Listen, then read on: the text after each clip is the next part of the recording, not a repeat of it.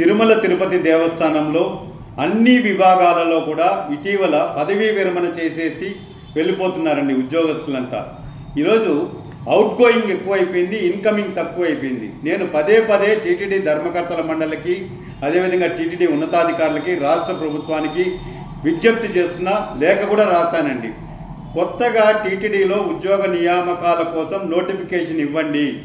ఈరోజు అనేక సంవత్సరాలుగా, సుమారుగా 15-20 సంవత్సరాలుగా తిరుమల తిరుపతి దేవస్థానంలో సుమారు 22,500 మంది వివిధ విభాగాలలో outsourcing, contract, agencies, time scale, ఈ విధంగా ఎఫ్ఎంఎస్ వర్కర్స్ పనిచేస్తున్నారండి.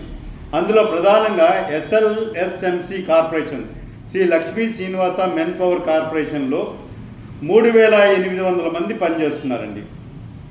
సొసైటీస్లో 2,250 మంది పనిచేస్తున్నారు. ఏజెన్సీస్లో 100 మంది పనిచేస్తున్నారు. కాంట్రాక్ట్ బేస్ కింద 1,800 మంది పనిచేస్తున్నారు. అదేవిధంగా అన్నమాచార ప్రాజెక్టులో 300 మంది పనిచేస్తున్నారు.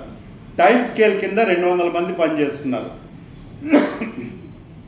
హెల్త్ వర్కర్స్ 2,700 మంది పనిచేస్తున్నారు. ఎఫ్ఎంఎస్ వర్కర్స్ 4,800 మంది పనిచేస్తున్నారు. వీళ్ళంతా కూడా ఎక్కడ పనిచేస్తున్నారంటే దాదాపు 1,000 మంది recruited during the previous government tenure అండి. అప్పుడు ఉన్నటువంటి ప్రభుత్వంలో నియమించబడ్డవారు. ఈ ఎంప్లాయీస్ అంతా కూడా దాదాపు 16 సంవత్సరాలుగా పనిచేస్తున్నారు. వీళ్ళంతా కూడా కొంతమంది కోర్టును కూడా, హైకోర్టును ఆశ్రయించడం జరిగింది. కోర్టు కూడా డైరెక్షన్స్ ఇచ్చింది, వీళ్ళకి ఉద్యోగ భద్రత కల్పించండి, కనీస వేతనాలు చెల్లించండి అని చెప్పండి. అదేవిధంగా కళ్యాణ కట్టులో 800 మంది తలనీలాలు తీసే పనిలో ఉన్నారండి. వీళ్ళు రిమైనింగ్ 1000 మంది, వీళ్ళంతా కూడా టీచింగ్ ఫ్యాకల్టీ, డ్రైవర్సు, అర్చకులు, డాక్టర్లు, అదర్ ప్రొఫెషనల్స్లో పనిచేస్తున్నారండి. వీళ్ళందరూ కూడా కోర్టు ద్వారా ఆర్డర్లు తెచ్చుకున్నారు, మాకు రెగ్యులరైజ్ చేయండి, మాకు ఉద్యోగ భద్రత కల్పించండి, జీతాలు పెంచండి అని చెప్పని. సో ఈ విధంగా ఉంటే 15 సంవత్సరాలుగా పనిచేస్తున్న వాళ్ళు కూడా ఉన్నారండి. అదేవిధంగా 20 సంవత్సరాలు పనిచేస్తున్న వాళ్ళు టైమ్ స్కేల్లో ఉన్నారు.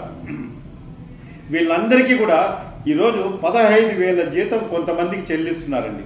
వీళ్ళకి మినిమం వేజెస్ కూడా చెల్లించాల్సిన బాధ్యత తిరుమల తిరుపతి దేవస్థానం మీద ఉన్నదండి.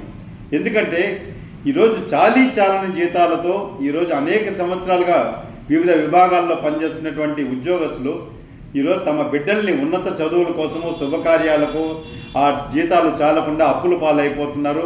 అనారోగ్యం పాలైతే అసలు వైద్య ఖర్చులు కూడా చాలడం లేదండి.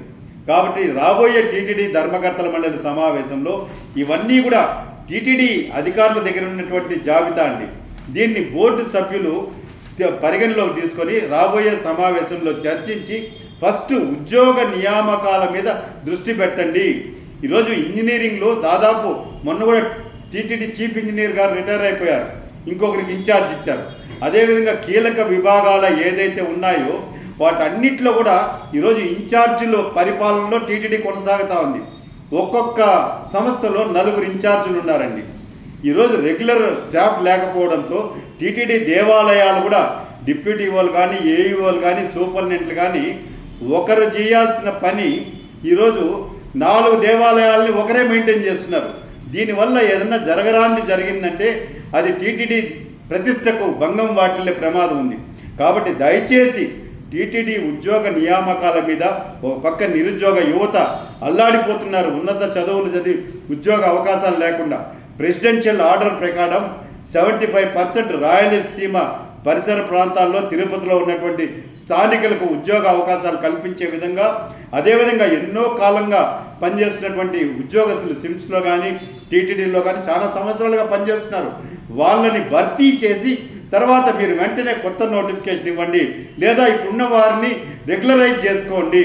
వాళ్ళకే ఆ జీతాలు కొంత పెంచి ఇచ్చేస్తే వాళ్ళకి అనుభవం ఉంది, ఇలా ఉద్యోగ భద్రత కల్పించిన వారు అవుతారు. కాబట్టి ఆ విధంగా టీటీడీ ధర్మకర్తల మండలిలో చర్చించి నిర్ణయం తీసుకోవాలని చెప్పని నిరుద్యోగ యువత తరఫున నేను విజ్ఞప్తి చేస్తున్నా, స్థానికుడిగా డిమాండ్ చేస్తున్నానండి.